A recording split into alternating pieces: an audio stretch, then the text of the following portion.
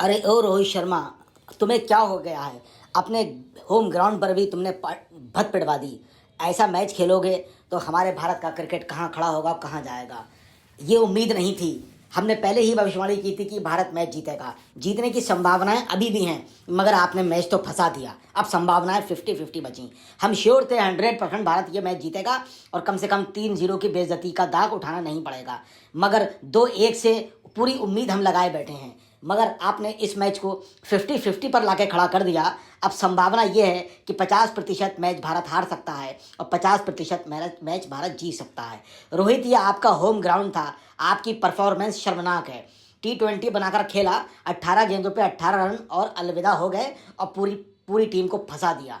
विराट कोहली आप आए और रन आउट हो गए, टीम को कतई गड्ढे में डाल गए। नए नए लोग खेल रहे हैं, प्रयास कर रहे हैं। होम ग्राउंड सरफराज का था, जिन्होंने बहुत बड़ा स्कोर 0 बनाया। इससे बड़ा शायद स्कोर कोई हो भी नहीं सकता। उन्होंने भी भत पिटवाने का होम ग्राउंड पे काम किया।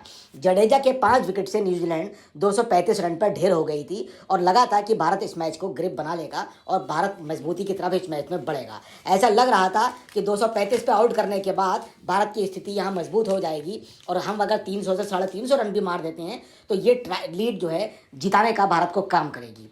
भारत को लीड तो मिली, मगर बहुत कम लीड मिली। 263 रन पे भारत आउट हो गया और उसके बाद 235 रन पे 30 रन की लीड ले पाया। 235 रन पे न्यूजीलैंड आउट हुई थी।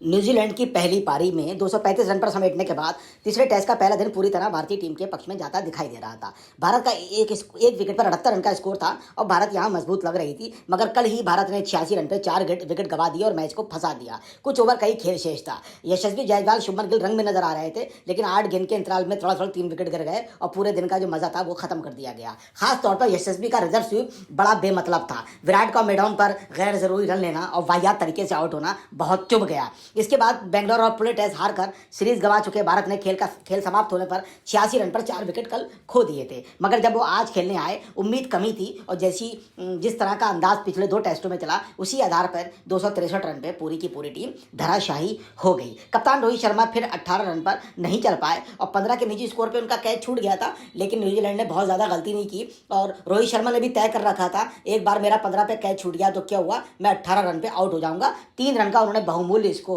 भारत के लिए किया और फिर वो चलते बने। इसके बाद यशस्वी एजाज की गेंद पर रिवर्स स्वीप के चक्कर में बोल्ड हो गए। दरअसल पहले भी यशस्वी ने एजाज पर रिवर्स स्वीप का चौका लगाने का प्रयास किया था, चौका लगाया भी था।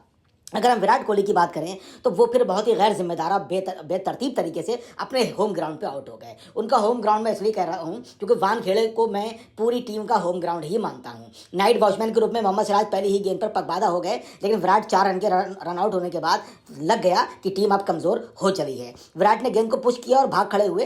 रन का कोई सिस्टम नहीं था, रन वहां लेने की कोई तुक नहीं थी, क्योंकि हम इस 1 रन से मैच जीत या हार नहीं रहे थे। गैर लापरवाही, बहुत गैर जिम्मेदारानापन से वो आउट हो गए। आपको जानकारी के लिए बता दें कि इस टेस्ट मैच में बुमराह और सैटनर नहीं खेले। बुमराह तो कोई खास परफॉर्मेंस नहीं दिखा पाए, लेकिन सैटनर ने तो पिछले टेस्ट में कमाल कर दिया था। इससे पहले टॉम लाथम ने टॉस जीतकर पहले बल्लेबाजी को चुना, लेकिन टीम में पुणे के 13 विकेट लेने वाले बाएं हाथ के स्पिनर मिचेल सेंटर नहीं थे। वो चोटिल होने के कारण नहीं खेले, उनकी जगह सोडी को खिलाया गया। वहीं रोहित शर्मा ने ऑस्ट्रेलिया दौरे को ध्यान में रखते हुए बुमराह को आराम करवाया, और पता नहीं आराम करवाया या नहीं करवाया, लेकिन ऐसा प्रिंट मीडिया और इलेक्ट्रॉनिक मीडिया पे संदेश देने का काम किया गया। जडेजा ने जहीर ईशांत को इस मामले में पीछे छोड़ दिया, क्योंकि उन्होंने एक अच्छी परफॉर्मेंस दी और 3 विकेट भी हासिल किए। अगर मैं इनके स्कोर की बात करूं तो स्कोर न्यूजीलैंड पहली पारी 235 रन 65.4 ओवर में अलविदा हो गई। लॉथम 28 रन 44 गेंद 3 चौके। कॉनवे 4 रन 11 गेंद 1 चौका शुरू में निपट गए। यंग 71 रन 138 गेंद 4 चौके 2 छक्के, लाजवाब पारी। रचिन 5 रन 12 गेंद 0 चौका 0 छक्का। मैंने आपसे पिछली वीडियो में भी कहा था कि रचिन का टेक्निक भारत समझ गया है, क्योंकि रचिन बहुत शानदार खेले 3 पारियों में। अब भारत टेक्निक समझ गया, भारत ने उनको आउट कर लिया। इस बात के लिए भारत बधाई के भी पात्र है। 82 रन, 129 गेंद, 3 चौके 3 छक्के, क्या बात है। ब्रेंडल 0, ग्रेन 17-28 गेंदों पर 1 चौका, और ई सोडी ने 7 रन, हेनरी ने 0, इजाज पटेल ने 7 और विलियम ओरोके ने 1 रन किया। मैंने आपको पहले भी बताया था कि इजाज पटेल की परफॉर्मेंस यहाँ अच्छी हो सकती है, क्योंकि वो उनका बॉम्बे वानखेड़ा बड़ा मनपसंद स्टेडियम है, उनकी भावनाएं जज्बात भी वहाँ से जुड़े हुए हैं, क्योंकि वो उनका परिवार बॉम्बे से ही ताल्लुक रखता है। अब अगर हम बात करें विकेट लेने की भारतीय गेंदबाजों की, तो सिराज का खेलना बेमतलब ही था, लेकिन फास्ट बॉलर एक तो खिलाना ही था। आकाशदीप का भी खेलना बेवजह ही साबित हुआ, 5 ओवर कराए गए, 22 रन दिए, 1 विकेट। अश्विन 14 ओवर 47 रन, कोई विकेट नहीं ले पाए, लेकिन सुंदर ने बहुत शानदार परफॉर्मेंस दिखाई, 18.4 ओवर में 2 मिडन 81 रन और 4 विकेट। जडेजा की परफॉर्मेंस भी लाजवाब रही, 22 ओवर 1 मिडन 65 रन और 5 विकेट उन्होंने लिए। ऐसा लगा आज भारत खेलने आएगा तो 400 का स्कोर आसानी से कर लेगा। न्यूजीलैंड को आउट करने के बाद जब भारत खेलने आया तो उन्होंने 4 विकेट कल 86 रन पर ही गवा दिए। यशस्वी पटेल ने 30 रन 52 गेंद 4 चौके, रोहित शर्मा ने 18 रन 18 गेंदों पर 3 चौकों के साथ, शुभमन गिल नाबाद 90 रन उन्होंने किए।